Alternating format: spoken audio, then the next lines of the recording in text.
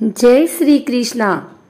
आइए सुनते हैं आज गुरुवार के दिन भगवान विष्णु और माँ लक्ष्मी की यह कथा।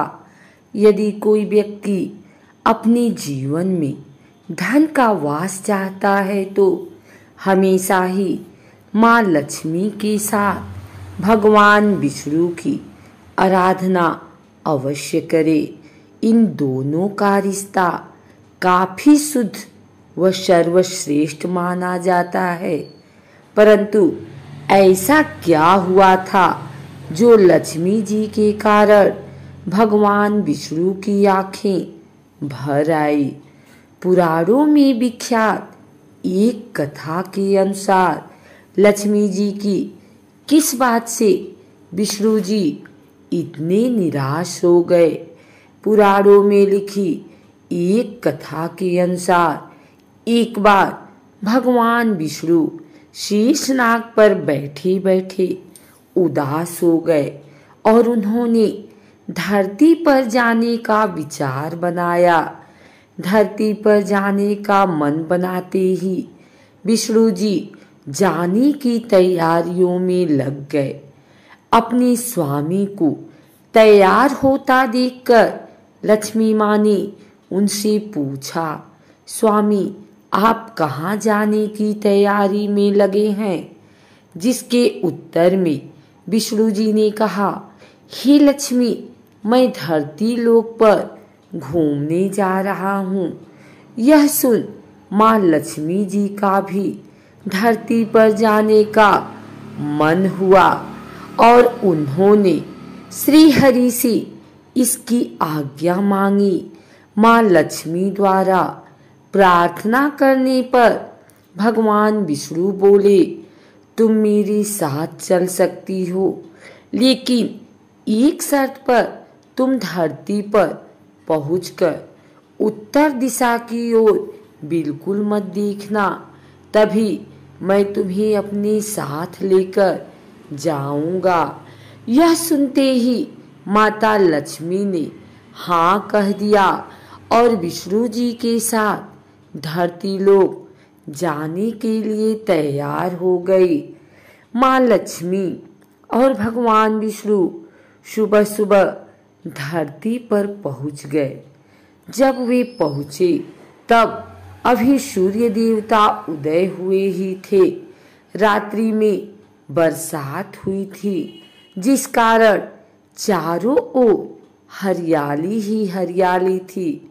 धरती बेहद सुंदर दिख रही थी, जिसके फलस्वरूप माँ लक्ष्मी मंत्र मुग्ध होकर धरती के चारों ओर देख रही थी और भूल गई कि पति को क्या वचन देकर आई हैं।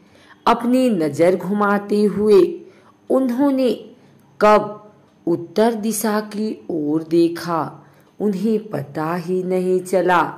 मन ही मन मुग्ध हुई माँ लक्ष्मी जी ने जब उत्तर दिशा की ओर देखा तो उन्हें एक सुंदर बगीचा नजर आया।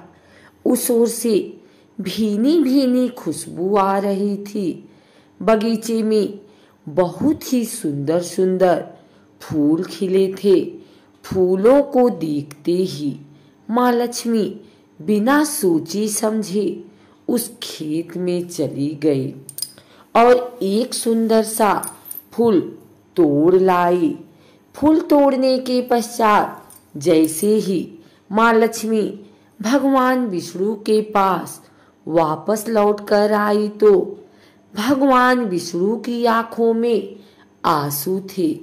माँ लक्ष्मी के हाथ में फूल देख विष्णु बोले, कभी भी किसी से बिना पूछे उसका कुछ भी नहीं लेना चाहिए। और साथ ही उन्हें विष्णु जी को दिया हुआ वचन भी याद दिलाया। माँ लक्ष्मी को अपनी भूल का जब आभास हुआ तो उन्होंने भगवान विष्णु से इस भूल की क्षमा मांगी। विष्णु ने कहा कि तुमने जो भूल की है उसकी सजा तो तुम्हें अवश्य मिलेगी। जिस माली के खेत से तुमने बिना पूछे फूल तोड़ा है, यह एक प्रकार की चोरी है। इसीलिए अब तुम 3 वर्ष तक माली के घर नौकर बनकर रहो। उसके बाद मैं तुम्हें बैकुंठ में वापस बुलाऊंगा। भगवान विष्णु का आदेश माँ लक्ष्मी ने चुपचाप सर झुकाकर मान लिया, जिसके बाद माँ लक्ष्मी ने एक गरीब औरत का रूप धारण किया और उस खेत के मालिक के घर गई। माधव नाम के उस मालिक का एक झोपड़ा था, जहां माधव की पत्नी, 2 बेटे और 3 बेटियां रहते थे। माँ लक्ष्मी जब एक साधारण औरत बनकर माधव के झोपड़े पर गई तो माधव ने पूछा, बहन तुम कौन हो? तब माँ लक्ष्मी ने कहा, मैं एक गरीब औरत हूँ, मेरी देखभाल करने वाला कोई नहीं। मैंने कई दिनों से खाना भी नहीं खाया, मुझे कोई भी काम दे दो, मैं तुम्हारे घर का काम कर दूंगी और इसके बदले में आप मुझे अपने घर के एक कोने में आसरा दे दो। माधव बहुत ही अच्छे दिल का मालिक था, उसे दया आ गई, लेकिन उसने कहा, बहन मैं तो बहुत ही गरीब हूँ, मेरी कमाई से मेरे घर का खर्च काफी कठिनाई से चलता है, लेकिन अगर मेरी 3 की जगह 4 बेटियां होती तो भी मुझे गुजारा करना था। अगर तुम मेरी बेटी बनकर जैसा रूखा सूखा हम खाते हैं उसमें खुश रह सकती हो तो बेटी अंदर आ जाओ। माधव ने माँ लक्ष्मी को अपने झोपड़े में शरण दी और माँ लक्ष्मी 3 साल उस माधव के घर पर नौकरानी बनकर रही। कथा के अनुसार कहा जाता है कि जिस दिन माँ लक्ष्मी माधव के घर आई थी, उसके दूसरे ही दिन माधव को फूलों से इतनी आमदनी हुई कि शाम को उसने एक गाय खरीद ली। फिर धीरे धीरे माधव ने जमीन खरीद ली और सबने अच्छे अच्छे कपड़े भी बनवा लिए। कुछ समय बाद माधव ने एक बड़ा पक्का घर भी बनवा लिया।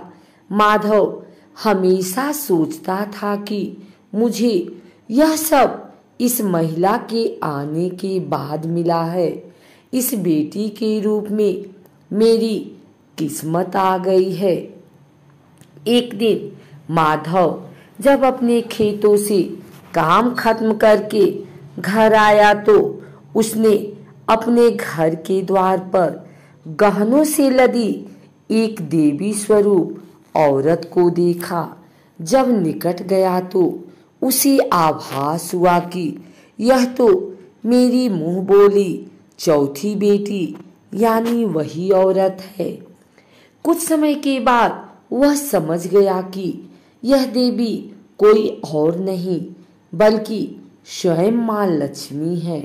यह जानकर माधव बोला, हे माँ हमें क्षमा करें, हमने आपसे अनजाने में ही घर और खेत में काम करवाया। हे माँ यह कैसा अपराध हो गया, हे माँ हम सबको माफ कर दे। यह सुन माँ लक्ष्मी मुस्कुराई और बोली, हे माधव तुम बहुत ही अच्छे और दयालु व्यक्ति हो। तुमने मुझे अपनी बेटी की तरह रखा, अपने परिवार का सदस्य बनाया। इसके बदले मैं तुम्हें वरदान देती हूँ कि तुम्हारे पास कभी भी खुशियों की और धन की कमी नहीं रहेगी। तुम्हारे सारे सुख मिलेंगे जिसके तुम हकदार हो। इसके पश्चात माँ लक्ष्मी अपने स्वामी के द्वारा भेजे रथ में बैठकर बैकुंठ चली गई।